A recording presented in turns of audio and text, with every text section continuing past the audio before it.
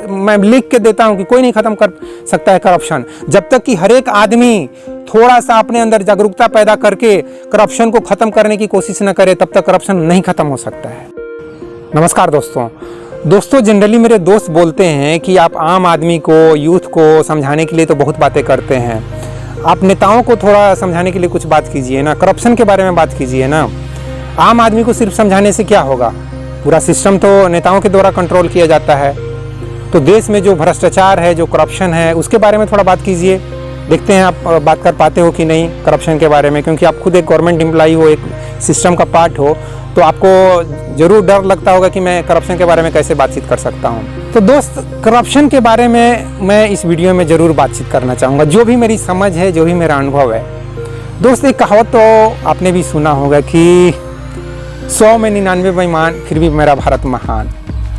तो आप समझ सकते हो कि मैं क्या कहना चाह रहा हूँ। दोस्त, यहाँ हर एक आदमी जब थोड़ा बहुत हर एक आदमी जब करप्ट है, तो मैं क्या इस बारे में बात करूँ? मैंने गांव देहात में 15 साल रहा है लगभग। क्या गांव देहात के लोग बिल्कुल शरीफ हैं? क्या चीज़ का शरीफ? मेरे दादाजी एक अच्छा खासा 6 फीट ऊंचा हो गया नींबू का पेड़, वो कहाँ से लेकर आए थे? मेरे सबसे छोटे दादा हैं, उनके पास बहुत बड़ा बगीचा है, वहाँ से वो स्पेशल जाति का एक नींबू का पेड़ लेके आए थे और उन्होंने लगाया, और वो करीब करीब 6 फीट का हो गया और उसमें बहुत सारे नींबू फल रहे थे। उस पेड़ को उन्होंने काट दिया। उस समय मैं कुछ 10-12 साल का या ऐसा ही कुछ एज होगा। मुझे इतना तकलीफ़ हुआ कि एक अच्छा खासा पेड़ को काट दिए। मैं दादाजी को बोला कि क्या दादाजी, आप इतने अच्छा खासा पेड़ था, इतने सारे नींबू फल रहे थे, आपने क्यों इसको काट दिया? उन्होंने जानते हैं क्या बोला? बोले कि देखो, इसके अगल बगल में जो ये लहसुन प्याज, ये सब जो खीरा ककड़ी के जो फसल है, वो सबको ये लोग बर्बाद कर देता है। मिर्चाई का पेड़ है, ये वो छोटे मोटे जो पेड़ है, ये सबको ये नींबू तोड़ने के चक्कर में सब बर्बाद कर देता है। तो न रहेगा बांस और न बाजेगी बांसुरी, मैं नींबू के पेड़ को ही काट देता हूँ। मेरे दादा इतने खतरनाक दिमाग वाले आदमी थे, वो बोलते थे कि मेरा बस चले, मैं अगर एसपी या डीएसपी या ऐसा कुछ बन जाऊँ, प्रधानमंत्री बन जाऊँ, तो मैं तो जितने भी चोर, गुंडा, बदमाश, इस तरह के जितने भी लोग हैं, सबके हाथ पैर काट दूंगा, सबको कटवा दूंगा, सबको। इतने खतरनाक। लेकिन क्या वो सचमुच इतने खतरनाक काम भी करते थे? नहीं। उनको गांव में लोग साधु नाम रख दिए थे। मेरे पिताजी को भी साधु लोग बोलते हैं, और मेरे दादाजी को भी साधु, क्योंकि मेरे दादाजी में क्या था, वो स्ट्रेट फॉरवर्ड बात करने वाले। मेरे पिताजी भी कुछ वैसे ही है, स्ट्रेट फॉरवर्ड, ज़्यादा घचपच नहीं, सीधी बात करते हैं। और मेरा भी कुछ स्वभाव ऐसा ही, शायद जेनेटिक थोड़ा सा ट्रांसफ़र हो गया, मैं भी कुछ सीधी ही बात करना चाहता हूँ। तो मैं ये कहना चाहता हूँ दोस्त कि गांव देहात में जिनको हम सीधे साधे, शहर के लोग शायद जो गांव में नहीं रहे हैं, वो लोग कुछ इस तरह से इमेजिन करते हैं कि गांव देहात के लोग बहुत ही शरीफ स्वभाव के, बहुत ही निर्मल होते हैं। ऐसा कुछ नहीं है दोस्त। गांव में भी सब कुछ होता है करप्शन। गांव में क्या नहीं होता है करप्शन? गांव में दूसरे के खेत से धान चोरी नहीं होती है, दूसरे के खेत से गेहूं चोरी नहीं होती है, बूट चोरी नहीं होता है, चना चोरी नहीं होता है। क्या नहीं चोरी होता है भाई? खलिहान से क्या नहीं चोरी होता है? बकरी चोरी होती है, गाय भैंस चोरी होती है, मुर्गी चोरी होती है, सब कुछ तो चोरी होता है। तो ये शरीफ लोग करते हैं? नहीं ना। गाय भैंस, बकरी, धान, गेहूं, चना, ये सब चोरी करते हैं, झगड़ा करते हैं, मर्डर करते हैं, एक दूसरे का मर्डर तक कर देते हैं। ये शरीफ लोगों का काम है। इनको आप प्रधानमंत्री बना दोगे? किसको प्रधानमंत्री बनाओगे? किसको एमएलए एमपी चुनोगे? तो मेरा कहने का मतलब यही है दोस्तों कि यहाँ हम किसको बोले कि तू भैया हरिश्चंद्र है, तू ही एमएलए एमपी बन जा, तू ही पीएम सीएम बन जा? किसको बनाए? किसको एसपी और डीएसपी और किसको आईएएस बनाए? तो यहाँ हर एक आदमी करप्ट है भाई। 100 में 99 बेईमान, फिर भी मेरा भारत महान, ये जिसने भी बोला है कुछ ज़्यादा गलत नहीं बोला है। यहाँ 99% लोगों की यही हाल है।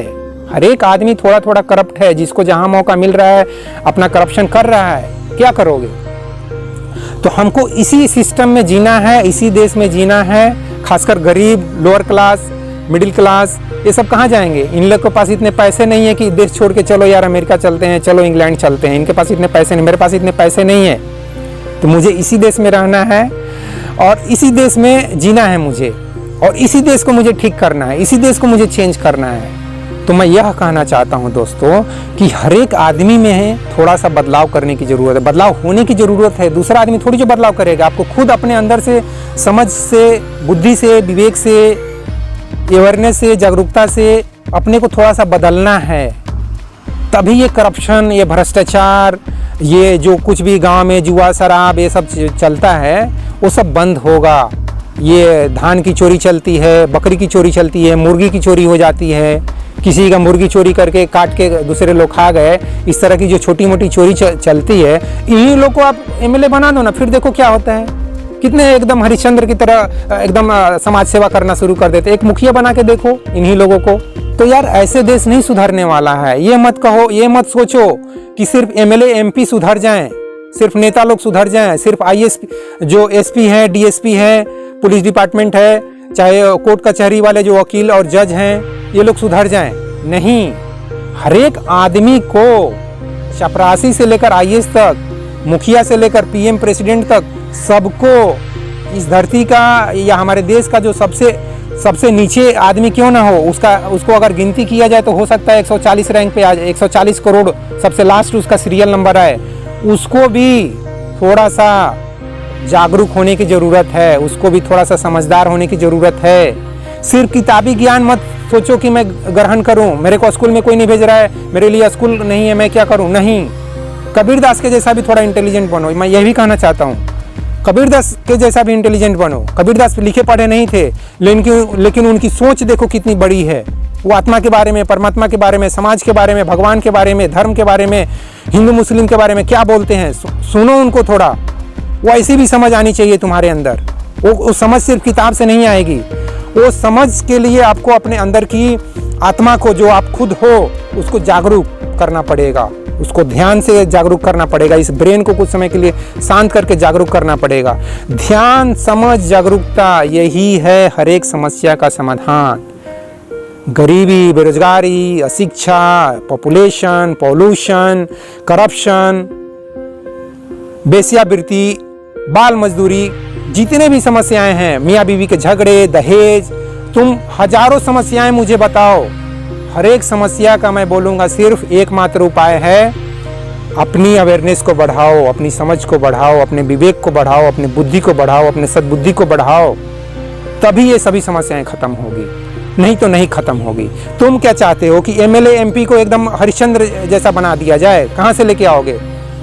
मार्स से लेके आओगे कि दूसरे प्लेनेट से? कहाँ से? कोई प्लेनेट पे है जहाँ पे सभी लोग हरिश्चंद्र की औलाद हैं, हरिश्चंद्र के जैसा शरीफ हैं? है कोई प्लेनेट ऐसा, मालूम है तुमको? तो फिर क्यों ये उम्मीद पाल के रखे हो कि नहीं एमएलए एमपी और ये सब जो नेता हैं, चाहे लीडर हैं, इनको हरिश्चंद्र के जैसा शरीफ होना चाहिए, श्री राम के जैसा होना चाहिए? क्यों ऐसा भ्रम पाल के रखे हो?